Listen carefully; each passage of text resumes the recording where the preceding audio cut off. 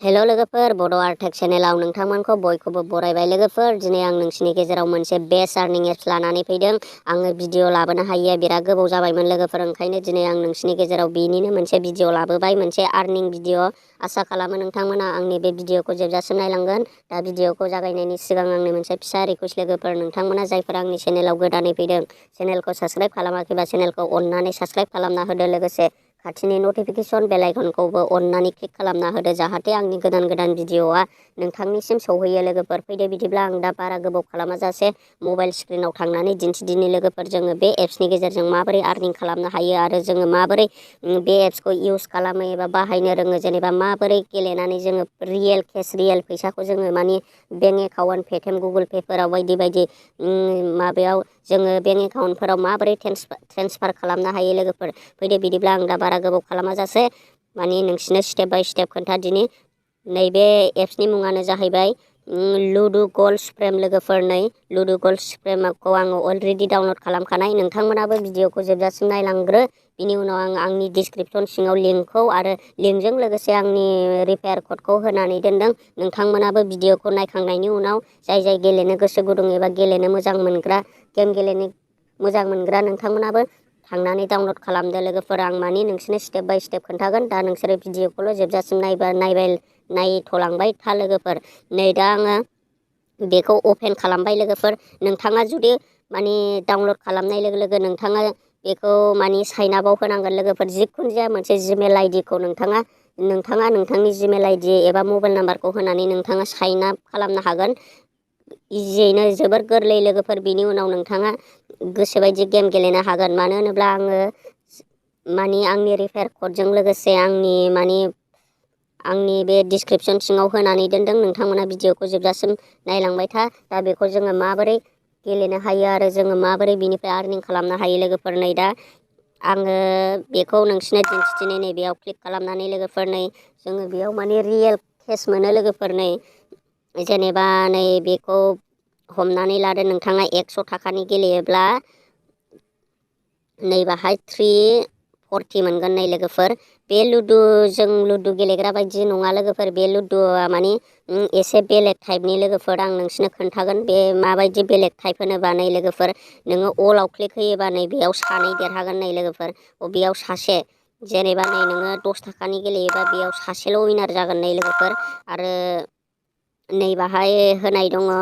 नै लोगोफोर, 10 थाखानि गेलेयोबा नै बेयावबो सासे, जेनेबा जोङो सानैनि गेलेगोन, ओमफ्राय सासे देरहाबा जाय उइनार जायो बियो मोनगोन लोगोफोर। नै दा नैबे 1 उइनार होयोबा, ओमफ्राय 3 उइनारबो दङ। नै लोगोफोर, जोङो जेनेबा थाइबानि गेलेयोबा जोङो मानि 3 उइनार जागोन। नै बेहाय first rank, second rank, third rank सिम दङ। नै लोगोफोर, जुदि नोंथाङा थाइबानि गेलेयोब्ला नै बाहाय आसोलखौनो आसोल मोनफिनगोन। नै बाहाय थार्ड रेंकआव फैयोबा आसोलखौनो आसोल मोनफिनगोन।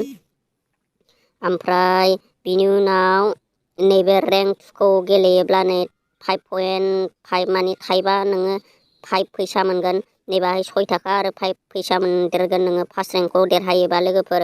नै बेयो जोबोर गोरलै आरो जोबोर इजि लोगोफोर। नै जों बे 1 भार्सेस 1आव होयोब्ला जोङो मानि 10 थाखानि गेलेयोब्ला नै जोङो 17 थाखा मोनगोन लोगोफोर। सासेयाव गेलेयोबा आरो सासे उइनार जायोबा, मानो होनोब्ला जोंहा 7 थाखा लाब जानाय जायो आरो बनासबो इउस थांदेरो लोगोफोर। दा जायफोर गेलेनो गोसो गुदुं, आं डिसक्रिपसन सिङाव लिंकखौ होनानै दोनदों। नोंथांमोना थांनानै डाउनलड खालामदो आरो गोसोबायदि लुदु गेलेदो। जोङो लुदुखौथ' ओरैनोसो गेलेगारो लोगोफोर, नाथाय जोङो बिदियाव गेलेयोब्ला जोंहा बांसिन बेनिफिट मोनो।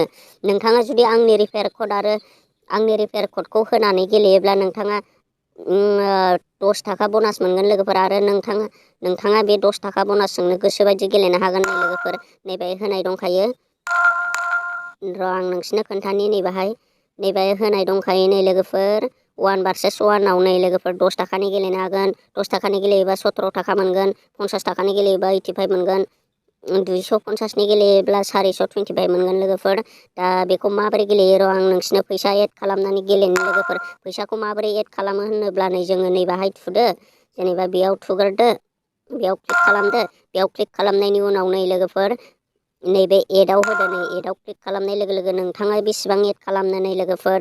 दा आङो बेयाव 10 थाखा एड खालामनानै नोंसिनो खोन्थादिनि लोगोफोर बेयाव माबोरै एड खालामो होनोब्ला नै आं दा नैबे 10 थाखा होबाय ओमफ्राय नैबे एड मानियाव होबाय आङो। एड मानियाव होनाय लोगो लोगो नै बिदिनो UPI ID, credit, debit card, wallet, net banking मानि गोबां अपसन फैगोन लोगोफोर। नै दा नोंथाङा जुदि फनपे दङबा नोंथाङा फनपेखौ इउस खालामोबा नैबे फनपेयाव क्लिक खालामबानो जायो नै लोगोफोर। दा आं बेयाव फनपेयाव क्लिक खालामबाय।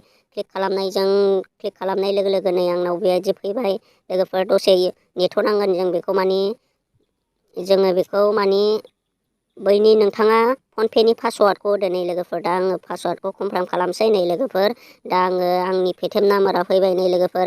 दा आङो आंनि पेटिएमनिफ्राय 10 थाखा हानहरसै नै लोगोफोर। बेखौ नैबे सेन्ड होबानो आंना अट'मेटिक एड जाफैबाय नै 10 थाखाया लोगोफोर। दा आं बेयाव आंनि पासवार्डखौ होनोसै। नै दा आं पासवार्डखौ होबाय। प्रसेसजों पेमेन्ट जाबाय नै लोगोफोर। 10 रुपिस साक्सेसफुल नै लोगोफोर। आंना 10 थाखाया फैबाय एड जाफैबाय नै। दा नोंसोरबो नायनो हागोन लोगोफोर। नै दा आंनाव मेसेज फैबाय 10 थाखा फैसा दाननानै लांबाय आंनिफ्राय। नैबे गेमाव फैबाय लोगोफोर।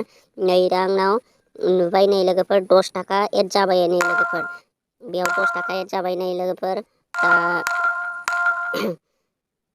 बे 10 थाखानि जोङो गेलेयोब्ला नै लोगोफोर नै बाहाय होनाय दंखायो 1 भार्सेस 1 बेटेल। नै जेनेबा जोङो थाइबानिबो गेलेनो हायो। नै थाइबानि गेलेयोब्ला जोङो 8 थाखा मोनगोन।